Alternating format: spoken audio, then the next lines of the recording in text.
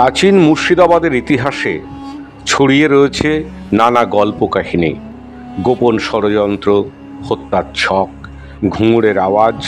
এখানে অতীত আত্মগোপন করে আছে বিভিন্ন প্রান্তে ছড়িয়ে থাকা জীর্ণ প্রাসাদের ভগ্নস্তূপে। অতীতের এই খোদিত পাথরের লুকিয়ে আছে ধূর্ততা, বঞ্চনা, বিশ্বাসঘাতকতা আর সাধারণ মানুষের চোখের জল। নমস্কার বন্ধুরা, কেমন আছেন সবাই? আপনাদের সকলকে স্বাগত। আর আপনারা দেখছেন আপনাদের প্রিয় রিতেন ভিশন। আজকের বিষয় মুর্শিদাবাদের প্রাচীন সমাধিক্ষেত্রগুলির অন্যতম ডাচদের সমাধিক্ষেত্র।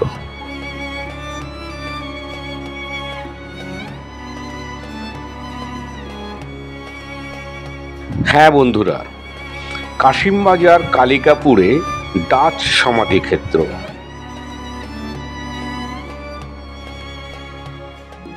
সপ্তদশ ও অষ্টাদশ শতকে কাশিমবাজার ছিল আন্তর্জাতিক বন্দর ও ব্যবসা বাণিজ্য কেন্দ্র।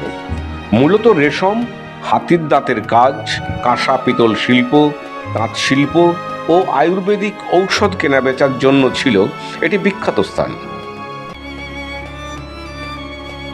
ভারত তথা ইউরোপের বণিককুল ব্যবসার জন্য এখানে এসে ভিড় জমাত। রাজস্থান, গুজরাট, পাঞ্জাব, তামিলনাড়ু, বিহার, উড়িষ্যা, আসাম, মণিপুর সহ প্রায় সকল প্রদেশের বণিকরাই এখানে আসতেন। তেমনি ভারতের বাইরে থেকে ইংরেজ, ফরাসি, ওলন্দাজ, পর্তুগিজ, আর্মানি, গ্রিক, তুর্কি, আরব, পারস্য, মিশর, আফগানিস্তান, ইন্দোনেশিয়া প্রভৃতি দেশ থেকে আগত প্রতিনিধিরা নিয়মিতভাবে এখানে আসতেন। তাদের মধ্যে ওলন্দাজ ও ব্রিটিশরাই এখানে স্থায়ীভাবে ব্যবসার জন্য ঘাঁটি গেড়ে বসেছিল। হল্যান্ডের অধিবাসীদের ডাচ বলা হয়, আর বাংলায় ওদের বলা হয় ওলন্দাজ। তবে ওলন্দাজরা সর্বপ্রথম সৈদাবাদ ও পরে কাশিমবাজারের মধ্যবর্তী স্থান এই কালিকাপুর অঞ্চলে বাণিজ্যের জন্য আসে এবং 1632 সালের দিকে এখানে কুঠি স্থাপন করে।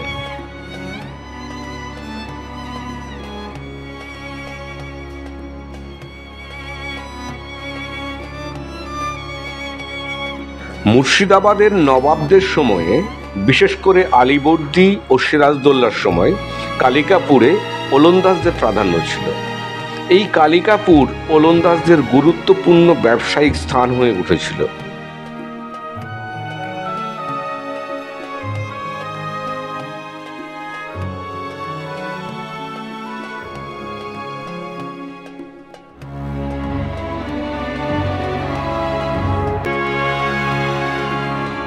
পরবর্তী সময়ে ইংরেজরা ওলন্দাজদের কাছ থেকে কুঠি সংলগ্ন জায়গাগুলি কিনে নেয়। বর্তমানে কালিকাপুরের সেই কুঠি, বাণিজ্য কেন্দ্র, বসবাসের স্থানগুলির কিছুই চিহ্নমাত্র নেই। তবে তার স্মৃতিরূপে রয়ে গেছে এই সমাধিক্ষেত্রটি। এখানে 47টি সমাধির উল্লেখ থাকলেও বর্তমানে 20টি সমাধিবেদী রয়েছে। অধিকাংশ সমাধিবেদীর দেওয়াল থেকে কংক্রিট খসে পড়েছে, নেই কোনো পরিচয় ফলক, যার জন্য এখানে কোন কোন বিশিষ্ট ওলন্দাজদের সমাধি রয়েছে তা শনাক্ত করা যায় না।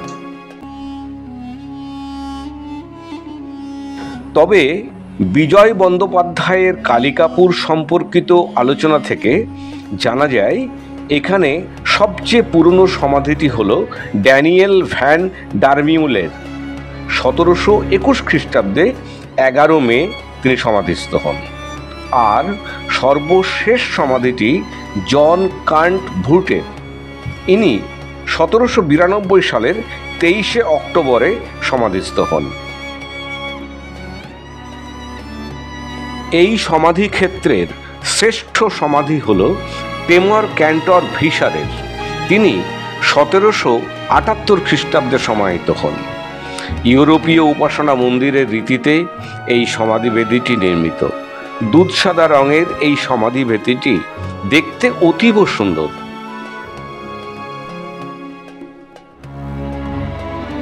একসময় সমৃদ্ধশালী কালিকাপুর নগরের গৌরবের আর কিছুই অবশিষ্ট নেই।